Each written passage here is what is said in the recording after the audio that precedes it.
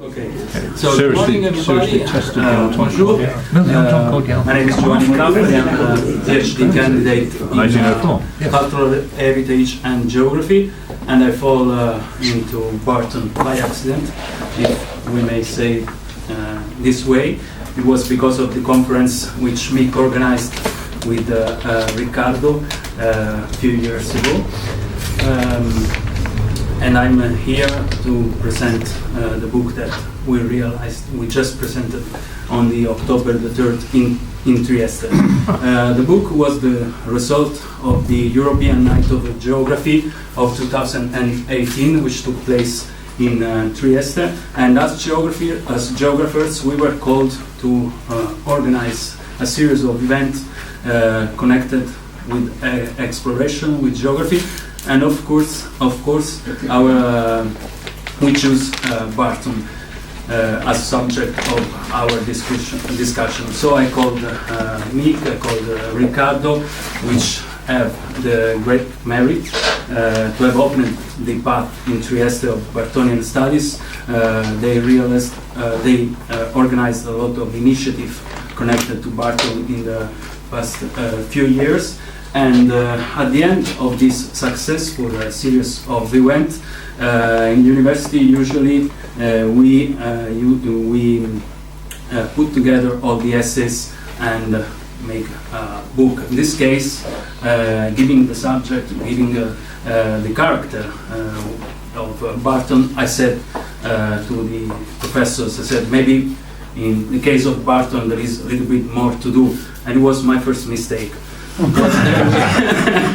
Because what was to be a collection of essays became something more articulate, and the work that had to last couple or 3 months lasted for over a year. It took over a year, but the result is this book, Sir Richard Burton, Trieste and the Exploration, which is edited by me and Sergio Zilli, which is another geographer from the University of Trieste. We were glad to be granted the opportunity to show this portrait, which is not very popular as the other portraits of Burton. It's a portrait painted by Rudolf Lehmann, and it's owned by a private collector, but Christie's managed, since they sold these paintings, they managed the rights and they gave us permission to use it for our book cover. The book features the contributions by several authors, and it's a very heterogeneous team. We got Sir Christopher Ondaatje, which is one of the most passionate Burtonists, we may say. Is so passionate that he delivered his text in 36 hours. And then we have Franco Farinelli, which is maybe the most important geographer now in Italy, and Mick Walton, of course, which has done a completed version of his Burtonian Walking in Trieste, which is a collection of all Burtonian places, all places connected with the life of Richard Burton, through a historian of cartography, Orietta Serva and Dragan Umek, Sergio Zilli, which is a professor of geography, but is passionate with comics and graphic novels, then Riccardo Cepac, that you already know, and Federica Fontana and Susanna Moser, who are two archaeologists. In this book we collected not only what we said in the European Night of Geography, but also what the work which had been done in the previous years by Riccardo and Mick. As you will see, suddenly we involved a lot of institutions which were not only from Trieste. Of course, there are main libraries and Photothek and the Museum of History and Art, the J. Winkelmann, and then it was Holgans House, Leighton House Museum, and National Portrait Gallery, Watts Gallery Artist Village, and the Royal Canadian Geographical Society, which helped us in the collaboration with Sir Christopher Ondaatje. The books features a lot of sections, and I will give here some principles. First, there is the Lion Step, I Passi del Leone, which is the well-known now path which Mick Walton has done, and it's divided in 26 stops, mainly in the city center of Trieste. We use two different maps. The first one is from 1879, the years in which Burton was in Trieste, and the other, which is maybe more useful for the visitor, is from 2019.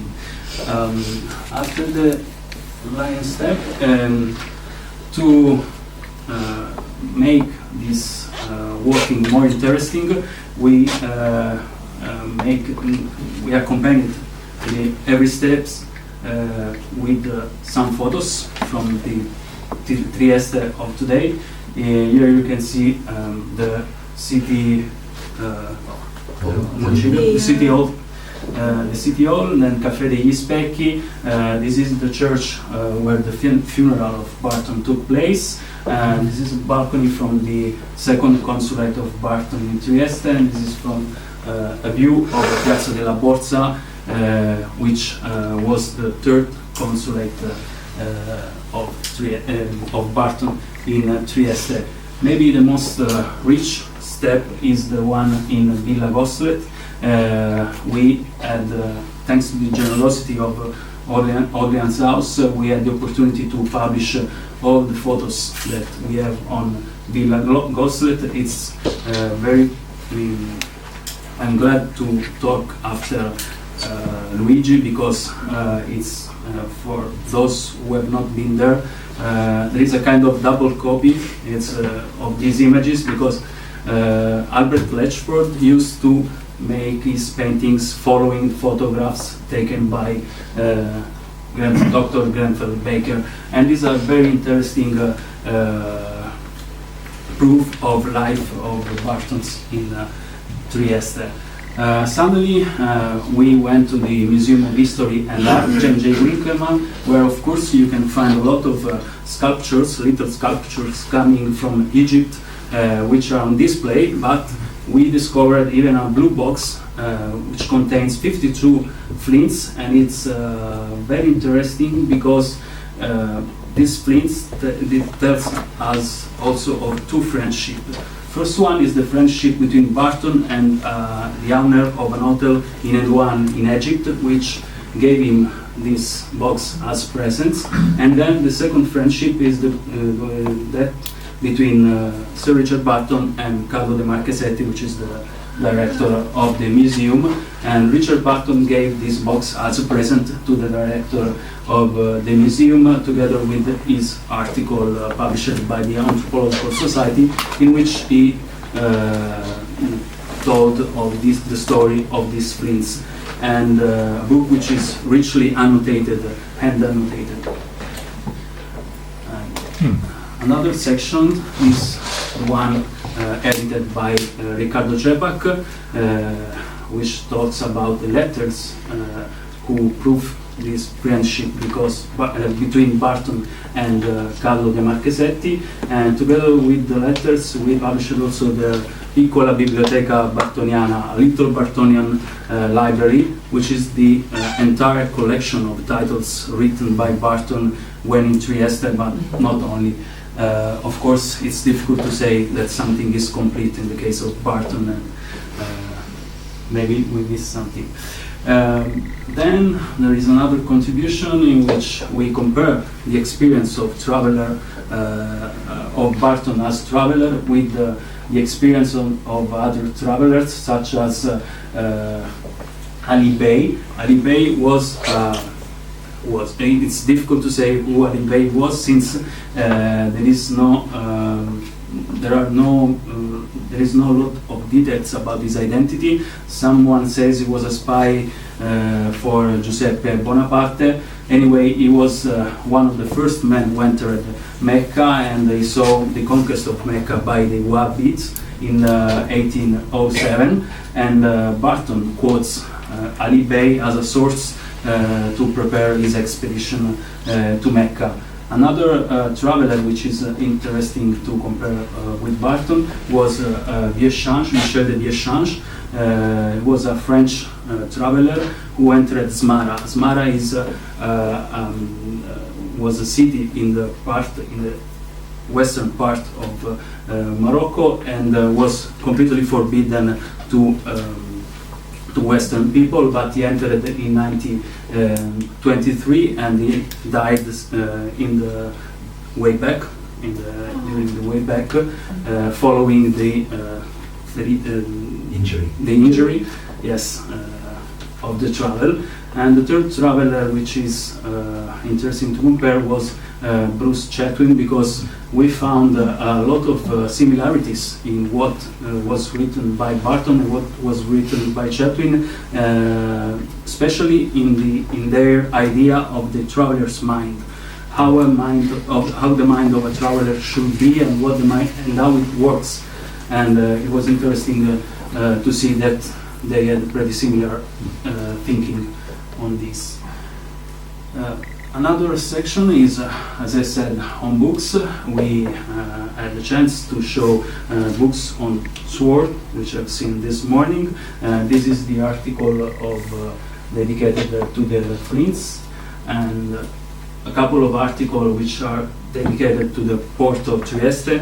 In those years, there was a big project to renew the port of Trieste, and these articles by Burton on the port are very interesting, especially because they are quite long, but they are so rich in details of engineering, which are considered an important proof still today to reconstruct the story of the port, which is compared even with other ports of the Mediterranean, like Algeciras or Beirut. Another interesting book that we analyzed and we put in our publication is the Casida, which you have already seen. We had an edition of 1909, an American edition, and there is a small focus on it and on the contribution of Burton on Sufism, and then the archaeological books on archaeology, like Visit to Pelagos and the Terme of Monfalcone. Another section which is very rich is the one on erotica. We tried to put together all the editions that we knew of translations made of books on erotica made by Burton, and there are some curious examples like this one, which is an Italian edition of an Angaranga, which was translated in 1923 and was second year of the fascist era. Suddenly, we got the 1001 Nights, or as Burton has write, 1000 Nights and Night, in which, thanks especially to Mick, we put the illustration made by Letchford for the Oriental Tales of 1897, and there is, together with this illustration, there is of course the analysis of the role of Burton in translating these books. And then we go to the section dedicated to portraits, to the most well-known portrait made on Burton. And of course, there is the section of the portrait made by Leighton and the portrait made by George Frederick Watts, with some photos of the life of George Watts, and of course of the Leighton House Museum. Once more. This is maybe for, especially for people in Trieste, for readers in Trieste, one of the most interesting sections, because Luigi made an excellent reconstruction of Letchford's life, and what it is interesting is that paintings made by Letchford on Trieste, taken by Trieste's years in Trieste, are unpublished and were not. We may say we're not known in Trieste, so it's kind of inedito. Let's think first edition. Yes, first edition.